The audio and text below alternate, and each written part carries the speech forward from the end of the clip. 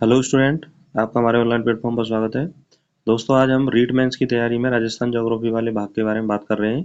और राजस्थान ज्योग्राफी का जो पहला टॉपिक है, राजस्थान का भौगोलिक स्वरूप, उसके हम एमसीक्यू प्रश्नोत्तर के माध्यम से इस टॉपिक को समझेंगे। तो जो स्टूडेंट रीड मेंस की तैयारी कर रहे हैं, इस चैनल को जरूर सब्सक्राइब करें और अन्य सब्जेक्ट की क्लास जरूर देखें। निश्चित रूप से आपके लिए वो लाभदायक होंगी। और देखिए, ये चैनल टीचर एग्जाम के लिए समर्पित है, तो इस पर जो भी विषय वस्तु आपको उपलब्ध कराई जाएगी वो टीचर एग्जाम से संबंधित ही है। तो और दूसरी बात मैं ये कहना चाहूँगा कि चाहे लेवल 1 हो या लेवल 2 हो, राजस्थान ज्योग्राफी सबके लिए सेम है, तो ये क्लास सभी के लिए इम्पोर्टेंट है। इससे पहले हम राजस्थान के भौगोलिक स्वरूप के एमसीक्यू की हम 4 क्लासेस ले चुके हैं, उनको जरूर देखिए। और ये 5वीं क्लास है और आज हम एमसीक्यू के माध्यम से और इस टॉपिक को अच्छे से समझने का प्रयास करेंगे। तो चलिए पहले क्वेश्चन के बारे में बात करते हैं कि राजस्थान की सबसे बड़ी सिंचाई परियोजना कौन सी है। राजस्थान की सबसे बड़ी सिंचाई परियोजना कौन सी है? माही बजाज सागर, इंदिरा गांधी नहर, चंबल घाटी परियोजना और जयसमंद बांध। तो देखिए, राजस्थान की सबसे बड़ी जो सिंचाई परियोजना है वो आईजीएनपी है, इंदिरा गांधी नहर परियोजना। इंदिरा गांधी नहर परियोजना, तो इसका राइट आंसर आपका क्या हो जाएगा? बी। अगला क्वेश्चन है, राजस्थान की प्राकृतिक विभाजन रेखा अरावली पर्वत राज्य राज्य को कितने भागों में बांटती है? 2, 3, 4 और 5। देखिए, राजस्थान का यदि हम हल्का सा मैप देखें तो इस तरह से राजस्थान का मैप मैप आता है और ये राजस्थान का इस तरह से मैप बनता है। अरावली पर्वत श्रृंखला जो है वो राजस्थान को 2 भागों में बांटती है और इस तरह से अरावली पर्वत श्रृंखला स्थित है। यानी ये भाग जो है वो अरावली पर्वत श्रृंखला है। तो ये कितने भागों में बांटती है? 2 भागों में। एक भाग तो ये और दूसरा भाग ये। तो ये जो वाला भाग है वो है पश्चिमी मरुस्थल वाला भाग, ये वाला भाग। और यह है पूर्वी मैदानी क्षेत्र जो अर्ध शुष्क क्षेत्र होता है। तो राजस्थान को प्राकृतिक रूप से विभाजित करती है अरावली पर्वत श्रृंखला। कौन करती है? अरावली पर्वत श्रृंखला जो है प्राकृतिक रूप से विभाजित करती है। इसकी जो दिशा है वह है दक्षिण पश्चिम, साउथ वेस्ट से उत्तर पूर्व नॉर्थ ईस्ट तक होती है। और साउथ वेस्ट की तरफ इसकी चौड़ाई ज़्यादा है और नॉर्थ ईस्ट की तरफ जो है चौड़ाई कम है। तो इसमें राइट आंसर क्या हो जाएगा? ए, 2 भागों में। नेक्स्ट हम बात करते हैं, राजस्थान का कौन सा क्षेत्र पथरीला मैदान कहलाता है? नागौर, अजमेर, चंबल बेसिन और उदयपुर। देखिए, इंपॉर्टेंट क्वेश्चन है ये कि राजस्थान का कौन सा क्षेत्र पथरीला मैदान कहलाता है। तो चंबल बेसिन को पथरीला मैदान कहते हैं। इसमें कौन कौन आते हैं?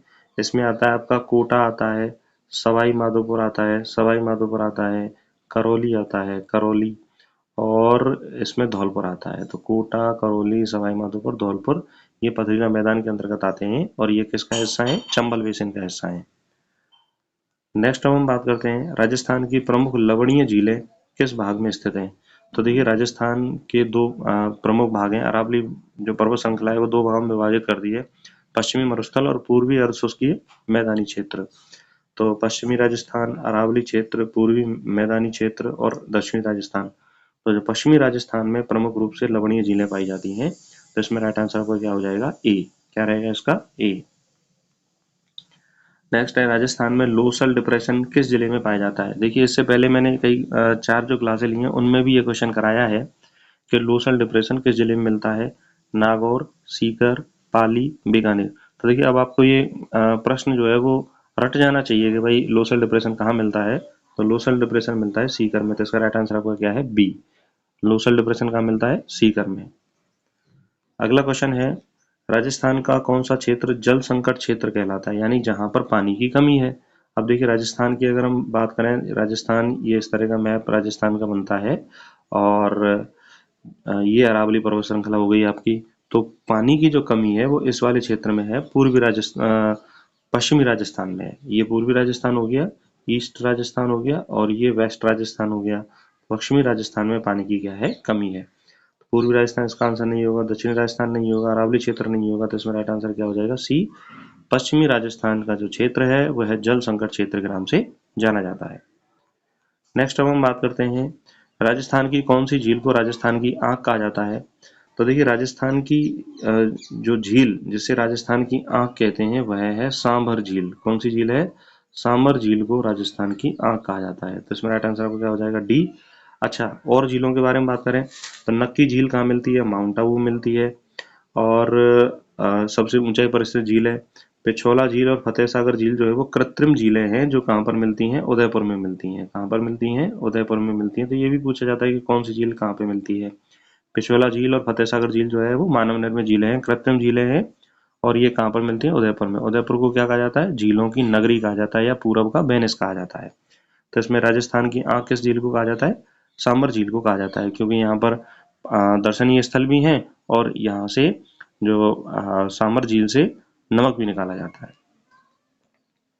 नेक्स्ट है, राजस्थान का कौन सा जिला झीलों की नगरी कहलाता है। मैं अभी अभी आपसे बातें कर रहा था, जयपुर, उदयपुर, अजमेर और बांसवाड़ा।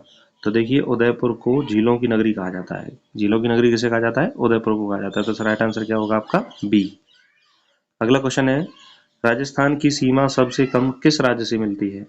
तो राजस्थान की सीमा सबसे कम किस राज्य से मिलती है, पंजाब, उत्तर प्रदेश, गुजरात, हरियाणा।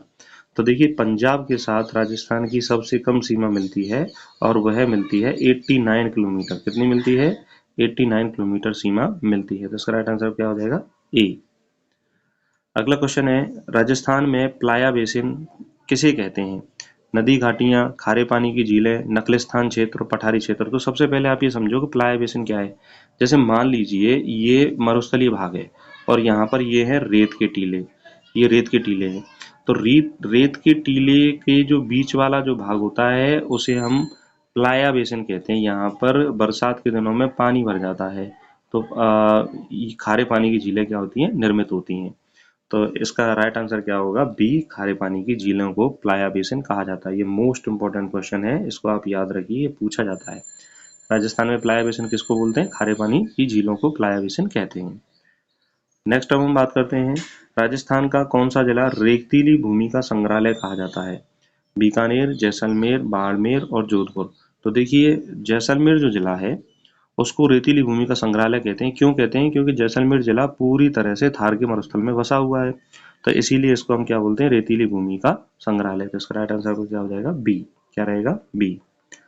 अगला क्वेश्चन है, राजस्थान का सबसे ऊंचा पठारी क्षेत्र कौन सा है। देखिए, अगर ये दो तरह से प्रश्न आता है कि राजस्थान का सबसे ऊंचा पठारी क्षेत्र, तो भी जैसे इसमें ऑप्शन है मेवाड़ का पठार, बीकानेर का पठार, हाड़ौती पठार और अरावली पठार। तो इसमें राइट आंसर आपका क्या है, हाड़ौती पठार। सबसे ऊंचा पठारी क्षेत्र कौन सा है, हाड़ौती का पठार। ये मालवा का जो पठार है ना, उसका विस्तार है राजस्थान में, हाड़ौती का पठार। और अगर आपसे पूछा जाए कि सबसे बड़ा पठारी क्षेत्र भी कौन सा है, तो उसका आंसर भी क्या होगा, हाड़ौती का पठार। लगभग 9% भाग पर जो है हाड़ौती का पठार स्थित है, और इसमें 4 जिले आते हैं, कोटा, बूंदी, झालावाड़ और बारां। कौन कौन से आते हैं, कोटा, बूंदी, झालावाड़ और बारां। इसमें राइट आंसर आपका क्या हो जाएगा, सी। अगला क्वेश्चन है, राजस्थान का कौन सा क्षेत्र कछारी मिट्टी के लिए प्रसिद्ध है। कोटा, बारां, धौलपुर, भरतपुर, नागौर, पाली, जैसलमेर, बाड़मेर। तो देखिए, कछारी भूमि का मतलब होता है कि नदियों द्वारा बहाकर लाई गई भूमि का जो क्षेत्र है वो है धौलपुर, भरतपुर। जिसका राइट आंसर क्या है, बी। इंपॉर्टेंट क्वेश्चन है परीक्षा की दृष्टि से, माइंड से स्लिप हो सकता है ऑप्शन। हम किसी ऑप्शन पे, अलग ऑप्शन पे हम राइट आंसर लगा सकते हैं, लेकिन कछारी मिट्टी के लिए प्रसिद्ध जो क्षेत्र है वह है धौलपुर और भरतपुर। अगला क्वेश्चन है, राजस्थान का कौन सा जिला रेत का समुद्र कहलाता है। अब देखिए, रेत का संग्रहालय कहो या मरुस्थलीय जिला कहो, तो वो इसका आंसर क्या है, जैसलमेर। तो इसमें ऑप्शन क्या है, जोधपुर, बीकानेर, जैसलमेर, नागौर। तो इसका राइट आंसर क्या हो जाएगा, जैसलमेर। जैसलमेर को रेत का समुद्र कहते हैं, रेत का संग्रहालय कहते हैं। तो इसमें राइट आंसर आपका क्या है, सी। और जैसलमेर जो है वो सबसे बड़ा जिला भी है क्षेत्रफल की दृष्टि से। राजस्थान का सबसे अधिक जनसंख्या घनत्व वाला जिला, जयपुर, अजमेर, भरतपुर, अलवर। यानी सब सर्वाधिक जनसंख्या घनत्व किस जिले में पाई जाती है, तो 2011 की जनगणना के अनुसार जो जयपुर जिला है उसकी सबसे अधिक जनसंख्या घनत्व पाया जाता है। 595 व्यक्ति प्रति वर्ग किलोमीटर में रहते हैं। तो इसमें राइट आंसर क्या हो जाएगा, ए। क्या हो जाएगा, ए। नेक्स्ट है, राजस्थान का सबसे कम जनसंख्या घनत्व वाला जिला, बाड़मेर, जैसलमेर, बीकानेर, गंगानगर। तो देखिए, राजस्थान का सबसे कम जो जनसंख्या घनत्व है वह मिलता है जैसलमेर में, 17 व्यक्ति प्रति वर्ग किलोमीटर में पाए जाते हैं। तो इसमें राइट आंसर क्या हो जाएगा, बी। राइट आंसर क्या रहेगा, बी। सबसे कम जनसंख्या घनत्व वाला जिला कौन सा है, जैसलमेर।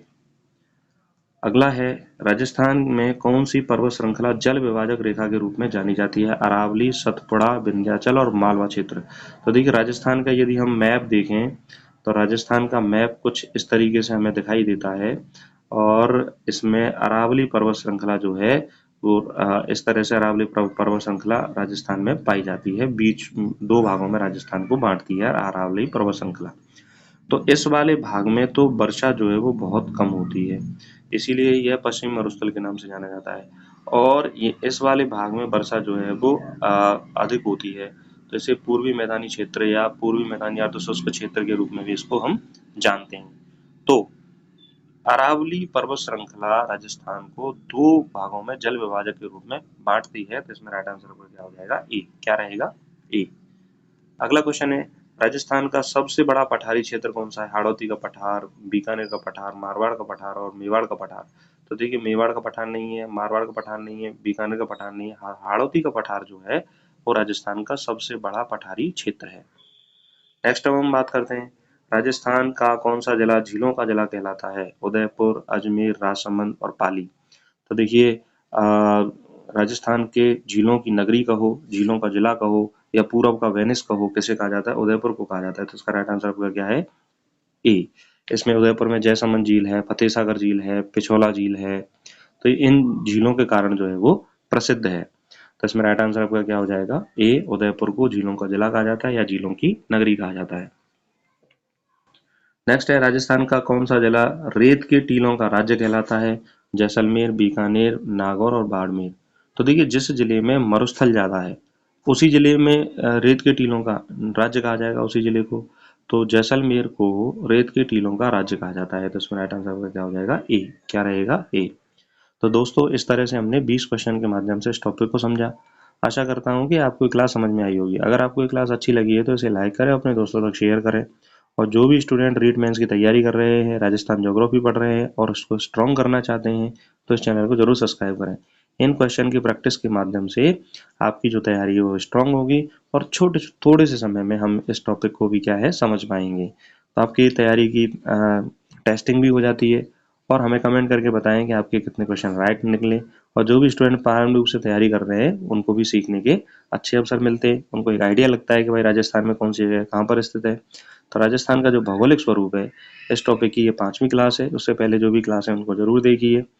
और आपको ये क्लासेस कैसी लग रही हैं, सीरीज कैसी लग रही है, हमें कमेंट करके जरूर बताएं। अगर आपकी कोई क्वेरी है तो हमें कमेंट कर सकते हो आप, जिससे हमें पता चलता रहेगा कि आप भाई कितने रेगुलरली पढ़ रहे हो और कितना सीरियसली तैयारी कर रहे हो। तो हमारे साथ जुड़े रहिए और अपनी तैयारी को स्ट्रॉन्ग करिए। नमस्कार, धन्यवाद।